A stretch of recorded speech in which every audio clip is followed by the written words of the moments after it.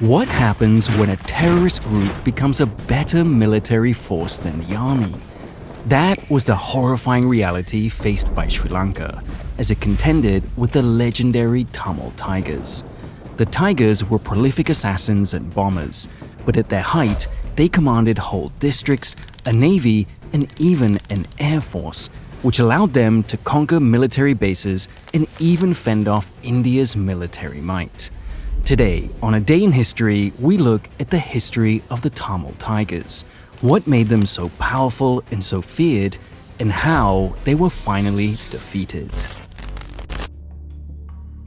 Two ethnic groups dominate Sri Lanka, the Sinhaleese in the south and the Tamils to the north. After decolonisation, the Sinhaleese dominated Sri Lankan politics and society, which resulted in discrimination and inequality for the Tamils.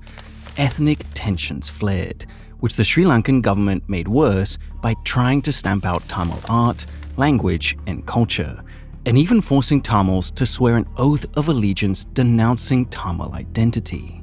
Unsurprisingly, Tamil separatism grew, and soon militant groups emerged fighting for that cause.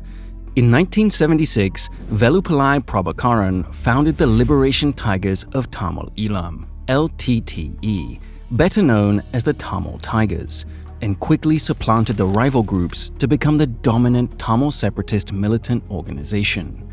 The Tigers were potentially linked to several small attacks and low-level political assassinations in the 1970s. In 1977, they were probably responsible for the assassination of a Tamil MP. But it wasn't until July 1983 that the Tigers made a deadly entry onto the center stage. On July 23, 1983, Prabhakaran and a group of Tigers ambushed the Sri Lankan Army Patrol 44 Bravo outside of the town of Tirunelveli. 13 soldiers were gunned down and the Tigers slipped away. The blatant attack triggered an angry response, with trucks of Sri Lankan soldiers riding into Tirunelveli and attacking the Tamil residents there, killing around 60 people. The anger spread throughout Sri Lanka, leading to ethnic riots that killed at least another 300 Tamils, in what became known as Black July. Both sides took the events of Black July as just cause to step up attacks against each other. Thus began the First Eelam War, Eelam being the Tamil name for Sri Lanka. The brutal treatment of the Tamil minority earned the Tigers a great amount of international sympathy at the start. India, with its large Tamil population, was an obvious source of support. As well as donations from sympathetic Indians, the Indian government even trained some Tamil fighters in the 1980s to help their fight. The Tamils also enjoyed support from the global Tamil diaspora, mainly in Canada, Australia, and Britain, who donated money and curried support for the Tigers in the Western world. But the Tigers were not the simple freedom fighters they were portrayed as. Almost immediately, the Tigers decided that civilians were a legitimate target. Tigers established links with other terrorist organizations, such as the Palestine Liberation Organization, from whom they learned suicide bombing, massacres, and other terror tactics that they soon unleashed on Sri Lankan civilians. The First Eelam War was mostly a string of brutal attacks on civilians that each side reciprocated in turn. For example, in November 1984, after Tamils were kicked out of the Kent and Dollar farms near Manul Ada to be replaced with Sinhaleese, the Tigers responded by showing up to the farm and massacring over 60 civilians, including women and children, and 20 soldiers guarding the area. By 1985, the Tigers expanded their attacks into non-Tamil areas. On May 14th of that year, Tigers hijacked a bus and drove it into the Anuradhapura, where they opened fire on civilians. They then proceeded to the Sri Mahabodhi Shrine, where they gunned down worshippers and monks. With 146 civilians killed, it was the Tigers' deadliest attack yet. The Sri Lankan military responded with atrocities of their own at the Komundi boat massacre the next day, where soldiers walked on board a ferry and shot 23 Tamil civilians. Clearly, the threat posed by the Tigers was huge. So, in May, the government launched Operation Liberation, a full-scale military operation in the north to try to beat the Tigers in a conventional war. However, the Tigers proved perfectly capable of fighting in more conventional combat and held up on the battlefield remarkably well, despite being outnumbered about 4-1. Nevertheless, the military managed to drive the Tigers back until the unexpected intervention of India in June 1987 brought an abrupt end to the First Eelam War.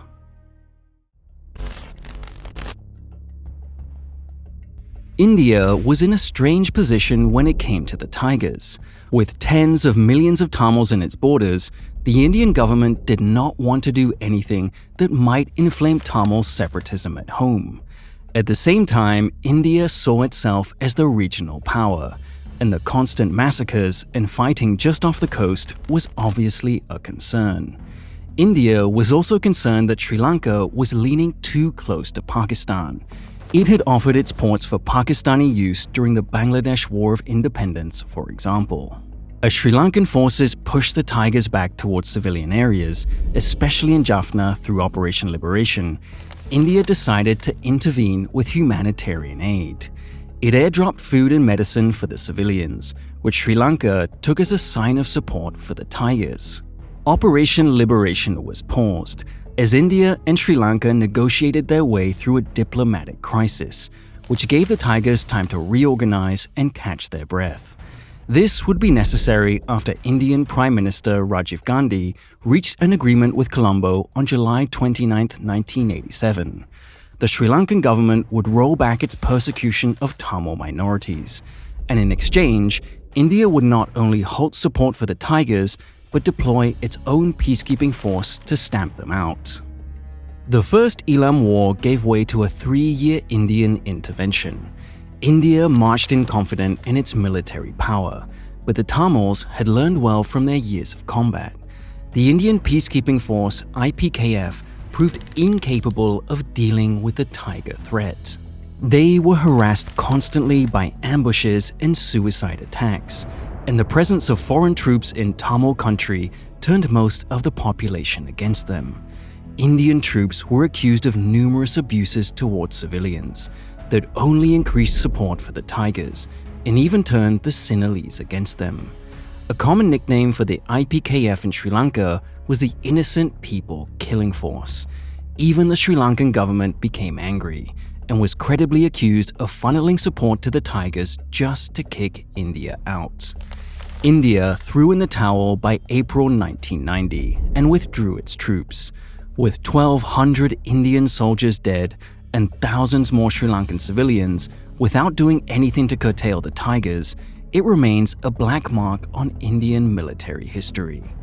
On May 21, 1991, while campaigning for re-election in Tamil Nadu, Rajiv Gandhi was himself assassinated by a female Tiger suicide bomber, in revenge for him sending Indian troops to fight them.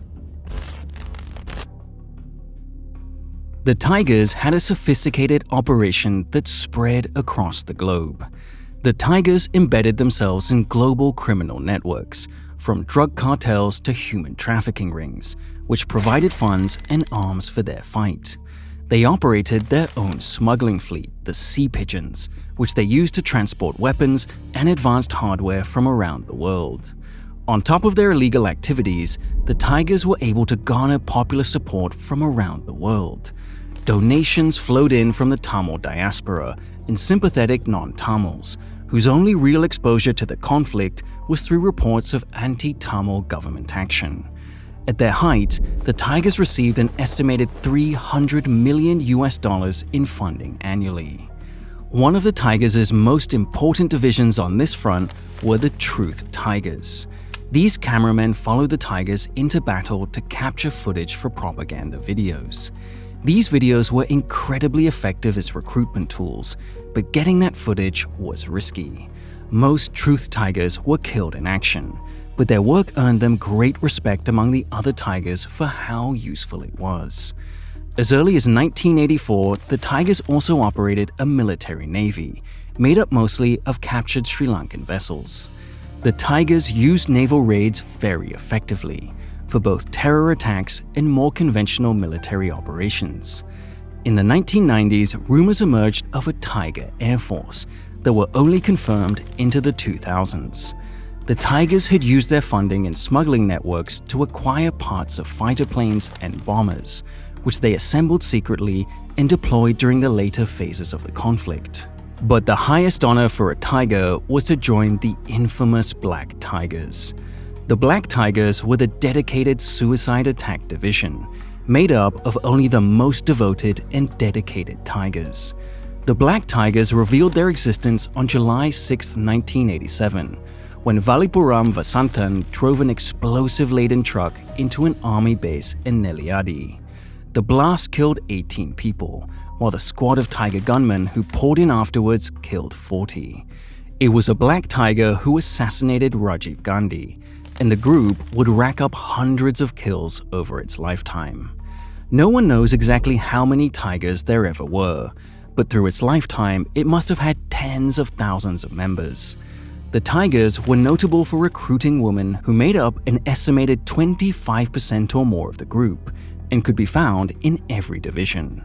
The complexity of the Tigers made them a unique threat. These were not simple terrorists, but a true guerrilla army, with hopes of establishing a truly independent and militarily capable Tamil state. Going into the 1990s, the Tigers were stronger and more battle-hardened. The Second Eelam War would be even more brutal than the first. The Tigers opened it in June 1990 with a coordinated attack on 12 police stations and the execution of around 600 people. The government responded by resuming military operations and embargoing all food and medical supplies to the Tigers' core power base in the Jaffna Peninsula. The Tigers responded by expelling 30,000 Sinhaleese and Muslims from Jaffna in October, in a wave of violence that claimed hundreds of lives. The Sri Lankan military was not able to organize an effective military response and were proven to be outclassed on the battlefield. In July 1991, the Tigers launched a massive 5,000-man attack on the Elephant Pass base that controlled access to the Jaffna Peninsula. The fighting stretched on for 7 weeks, with the military struggling to hold one of the nation's most important strategic points, against even a minority portion of the Tigers. Although the Tigers ultimately withdrew, they left 2,000 bodies in their wake, and had proven that they could fight a conventional war too. The Sri Lankan government seemed incapable of protecting themselves, even at the highest levels. In March 1991, Defense Minister Ranjan Wijayarante was assassinated by a Tiger attack. On November 16, 1992, a Tiger motorbike bomb claimed the life of an admiral, Clancy Fernando. Then, on May 1, 1993, a Tiger suicide bomber walked up to President Ranasinghe Premadasa during a procession and detonated his device, killing the president and 22 others. By 1994, it was obvious that the Tigers had the advantage. The government opened negotiations and fighting paused for several months, but talks collapsed and a third wave of fighting, known as the Third Eelam War, erupted in 1995. As before, the Tigers ran rings around the Sri Lankans, with superior tactics and logistics, as well as numerous terror attacks on civilians. However, the Sri Lankan government won a major victory with Operation Riviresa 1 in October 1995. Mustering around 40,000 troops, it sent them directly to the Tigers' stronghold city of Jaffna, and managed to take the city after heavy fighting in December. Restoring Jaffna to government control was celebrated as a huge victory, but the Tigers were far from defeated. The Tigers struck back on the battlefield and in the streets. 80 people were killed when they bombed the central bank in Colombo in January 1996.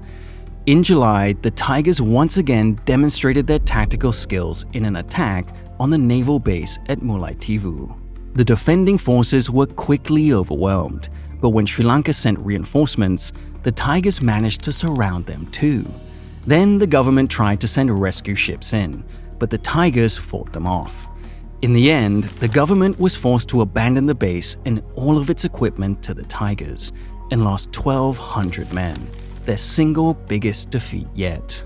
Fighting and terror attacks stretched on into 1997 and 1998, with major Tiger bombings at the World Trade Center in Colombo and the Temple of the Tooth in Kandy, and President Kumaratunge narrowly survived a bomb attack in December 1999. On the battlefield, the Tigers managed to seize control of several key towns and villages in the Wani jungle, and in April 1999, they once again attacked the Elephant Pass base.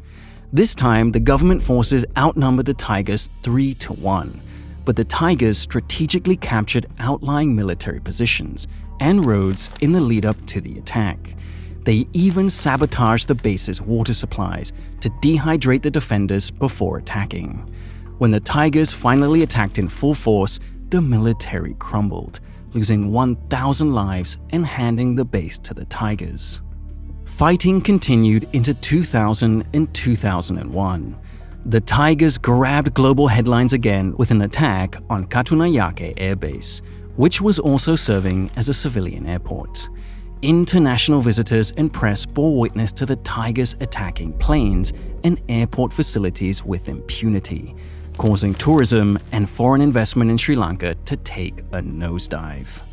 However, the Tigers were nearing exhaustion, and their reputation as a terror force became a massive liability following the 9/11 attacks.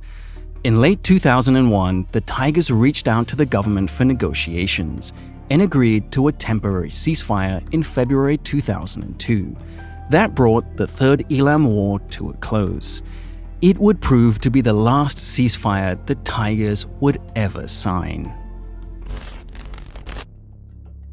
Between 2002 and 2006, the Sri Lankan civil war was in an uneasy stasis, but the seeds of the Tigers' destruction were already sprouting. The ceasefire had effectively put the Tigers in control of a significant chunk of territory in the north. The Tigers ran the police, border patrol, and sometimes local government, with all the problems that brought. Prabhakaran remained in control, but he was a better leader in combat than in peace. He failed to allocate resources fairly and neglected to help the Eastern Tamils, which led one of his most trusted and successful officers, Colonel Karuna, and thousands of Tigers loyal to him to rebel. The brief Tiger civil war went in Prabhakaran's favor, thanks to his control of the Navy and the majority of Tiger forces, but it was a major blow to the unity and strength of the group. Furthermore, the victorious Tigers were harsh on the territory loyal to Karuna and brutalized alleged supporters, which only alienated local people. Karuna himself escaped and established the Tamil Ila Makkal Viduthalai Party, TMVP, which provided a more palatable alternative to the Tigers, which drained some of their support. Even nature seemed to conspire against the Tigers, with Tiger-controlled areas being badly hit by the 2004 Indian Ocean tsunami. Despite their problems, the Tigers continued to mount infrequent terror attacks against the government.